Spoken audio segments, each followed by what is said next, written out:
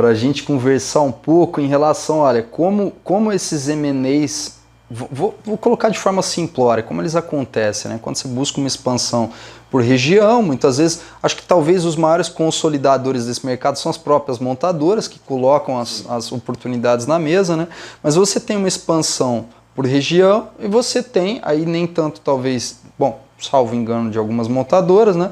De marca também, né? Bom, eu não vou ser aquele cara, a gente estava conversando sobre como a natureza impacta na gestão, né? Então você não pode ser o cara da monocultura. Claro. Você não pode ser o velho monobandeira. Não é que não pode, você vai conseguir ali outras... Estrategicamente não é viável. Estrategicamente não é viável. Então assim, com o teu chapéu de estrategista, o que você acredita, Zé, que as pessoas que estão procurando oportunidades para comprar no segmento de distribuição automotiva, o que elas precisam olhar? O que você avalia ali? A regional, por outras bandeiras, outras marcas, ambas? Como é que você enxerga sinergias? Enfim, como é que você olha, como que você tomaria a decisão em relação à aquisição aí de uma outra operação? Isso não é equação de solução simples, não, tá? Eu acho que um modelo híbrido é o que faz mais sentido, mas ele não é também essa coisa toda, né? Por exemplo, se você for pensar em expandir por marca, uma vantagem que você tem é pegar carona na imagem da marca. Se a marca for boa, se os modelos forem interessantes, essa carona do que a gente chama de recall de marca é absolutamente importante para você crescer, mas você cria dependência. E aí qualquer variação na imagem da marca se acompanha. Então, se a marca ficar mal falada, enfim, começar a ter problemas e a percepção de qualidade ou de valor para o público final for uma percepção ruim, se você está junto no barco, você vai junto. Quando você fala de região, é interessante porque você começa a adentrar novos mercados, né, ou novas regiões que você antes não operava. Então, lógico que é interessante você crescer regionalmente, né, até para você garantir aí a tua competitividade num nível mais ampliado. Mas o custo de você operar por região é diferente de marca. Por exemplo, na marca eu tenho outra vantagem que é sinergia operacional. Imagina, eu estou trabalhando com a mesma marca, eu tenho sinergia das minhas operações internas e também, se eu tiver grandes volumes de compra, de peças, enfim, de veículos, né, para o estoque, eu tenho a possibilidade de redução de custo. Então tem essas vantagens também. Já na região de per si, você não tem essas vantagens. Ao contrário, você provavelmente vai ter que aumentar teu custo operacional porque você vai operar em diferentes regiões. Então tem que olhar isso, né? O modelo mais híbrido, que você cresça por marca, região, né, você se apropria das vantagens de ambos. Agora, com muito mais complexidade operacional e, naturalmente, com custo um pouco maior. Mas eu ainda gosto do modelo mais híbrido, me atrai mais, é uma opinião pessoal, né, estratégica, porque é tipo a carteira de Markowitz, né, em economia. Ou traduzindo, é não colocar todos os ovos na mesma cesta e você poder ter mobilidade para sair do jogo quando for necessário. Tá? Entrar em novos jogos e sair do jogo quando for necessário sem ferir a tua operação como um todo. Tá? E é muito isso. Acho que estratégia, para mim, é posicionamento. É como você se posiciona de forma a conseguir ganhar a guerra da competitividade com o máximo de vantagem possível e o mínimo de baixa possível.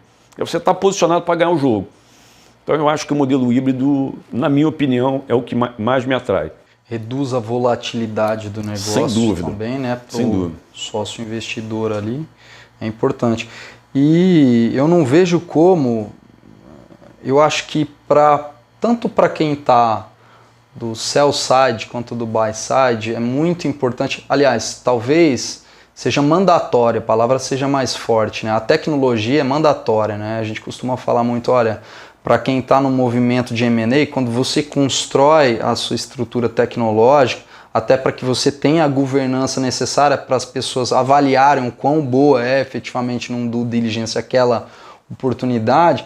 Para você ancorar um barco, você tem que ter um porto criado, né? E para você ter receber também, enfim, acessar, você tem que ter da mesma forma, tem que ter fluidez, tanto para endereçar as questões de complexidade operacional que vão existir para que você possa diminuir a volatilidade da sua operação, assim como para que você possa fazer um movimento da maneira menos dramática possível. Menos traumática, né? Não sei se essa palavra certa da minha parte, dramática, mas acho que trauma mesmo. porque são culturas distintas. Esse é o ponto.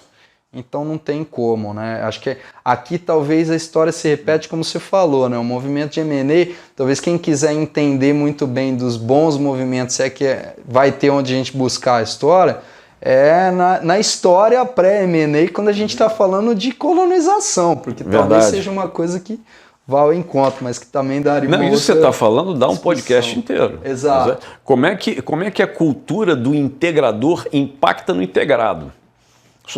Isso dá um podcast inteiro, né? Tem muito estudo sobre isso e coisas interessantes. É muito cuidado porque, como a gente já tinha falado aqui, né, previamente à nossa conversa, questões culturais elas derrubam o negócio. E isso tem que ser o trabalho de comunicação. Por isso que eu digo que é muito complexo, né? Mas vale. O trabalho de comunicação, de engajamento tem que ser muito bem feito e planejado para evitar efeito disfuncional. Zé, vou pegar dois elementos aí. Você vai ver que ao longo da nossa conversa eu vou pegando vários elementos que a gente for colocando na mesa e recombinando aqui. A pauta só dá um norte, né? A questão sociocultural, a questão cultural que a gente está falando, e a gente falou bastante sobre consumidor, né? Vou revisitar aquilo que você disse em relação aos seus filhos não estarem usando carros. Queria trazer um pouco esse elemento, né? Consumidor, esses aspectos culturais, a gente está falando de cultura num formato diferente de M&A. Quais são as principais mudanças que hoje à frente dessa operação? Você, assim, lembrando um pouco da tua experiência prévia, inclusive, como consumidor, né? Até muito bem você conheceu o Grupo Rio dessa forma. Como que você vê as mudanças assim ao longo da tua história, Zé? Como você vê a mudança dos consumidores em relação ao produto ofertado, né, aos automóveis? Como você vê elas, como elas vêm impactando? Qual que é a tua futurologia? Elas vieram para cá, estão mais ou menos assim, acredito que elas vão mais ou menos para esse lado. Assim, a parte do passado, a parte prévia, né, onde você tinha o consumidor que abria o jornal, né, tinha intenção de comprar um carro, via na TV e tal, ia procurar uma concessionária para comprar um carro, isso a gente já conhece, essa permanece. Tirando a parte do jornal, que eu acho que é menos hoje, né? Ainda tem, mas num volume muito menor, aqueles classificados enormes. Mas acho que hoje a comunicação, a transformação digital que pervadiu essa geração que a gente está, e inclusive a minha geração, né? Ela está dando o tom de como é que as coisas vão se encaminhar. Por outro lado, tem uma pauta que, além da questão computacional, que em última análise, para mim, gera conveniência para o consumidor, e conveniência hoje é um valor. Você quer agregar valor para mim como consumidor, me deixa fazer o menos de esforço possível, eu tenho o menos de fricção possível para poder executar uma compra. E isso, eu que sou de uma geração anterior, imagina nas gerações mais jovens, ninguém quer ter muito trabalho e o computador, as tecnologias digitais, elas te dão essa facilidade. Mas tem uma outra agenda aí, que é a agenda da sustentabilidade, por exemplo. Você hoje vê, as gerações estão falando em sustentabilidade de uma forma com muito mais fluidez do que a minha geração falava, e com consciência ambiental. Então, o que a gente vê hoje? Por exemplo, a gente está falando de veículos híbridos, né? Veículos elétricos, a eletrificação como algo que seja mais sustentável, independente da questão do descarte da bateria, que eu acho que tem uma conversa aqui que ainda não está sendo muito feita, mas e do custo também desses veículos, né? do preço final desses veículos, mas a proposta de sustentabilidade ela é sedutora. para essa geração, para o novo padrão de consumo desse consumidor agora. Uma outra questão também que é extremamente... dentro da questão dos não poluentes, você tem o projeto da Toyota do carro movido a combustível a hidrogênio. Estão trabalhando nisso. E é uma fonte muito menos poluente até do que os elétricos e os híbridos. Então, assim, isso é um caminho que não vai ter volta. Tá? A consciência ambiental do público de hoje, nós, e eu me incluo nisso, a gente hoje prefere consumir coisas sustentáveis. A gente prefere comprar de empresas que você saiba que não estão produzindo trabalho escravo. Essa consciência, e ela é importante existir, é que está pervadindo a sociedade e o nosso segmento tem que estar atento a isso. Uma outra questão também que eu acho que é o veículo como serviço e não como fluxo, né? Usando um termo mais econômico, e não como ativo, né? É o uso, aquilo que você falou aí dos meus filhos, né? Citando um exemplo que eu dei aqui anteriormente. Carro por assinatura, né? Embora a gente ainda tenha algumas dificuldades burocráticas no Brasil, e aí também passa pela cadeia de suprimentos, enfim, mas isso é uma realidade. Trânsitos assim, enormes em grandes cidades como São Paulo, Rio de Janeiro. Aqui em Ribeirão eu gostei porque não tem muito trânsito.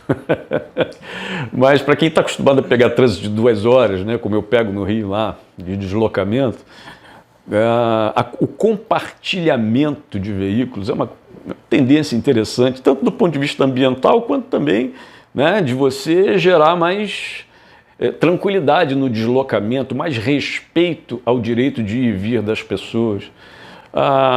O MAS, né, que é a opção de mobilidade, né, esses carros compartilhados que têm dispositivos eletrônicos, você aluga no cartão de crédito, vai lá, retira o carro, abre todo ele no teu celular, faz o teu trajeto, depois você é bilhetado, enfim.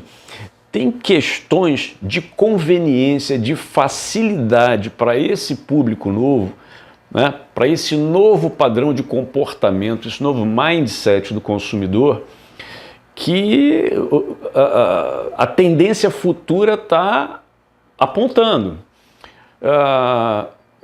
Tem um acrônimo, e foi um estudo que foi feito das tendências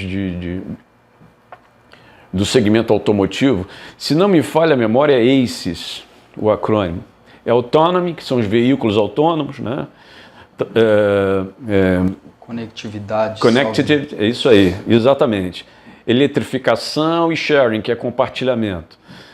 É basicamente isso que eu vejo como futuro, tá? E aí eu diria uma outra coisa também que está embarcada dentro disso tudo. O consumidor quer mais tecnologia. Por que essa crise de semicondutores está impactando tanto?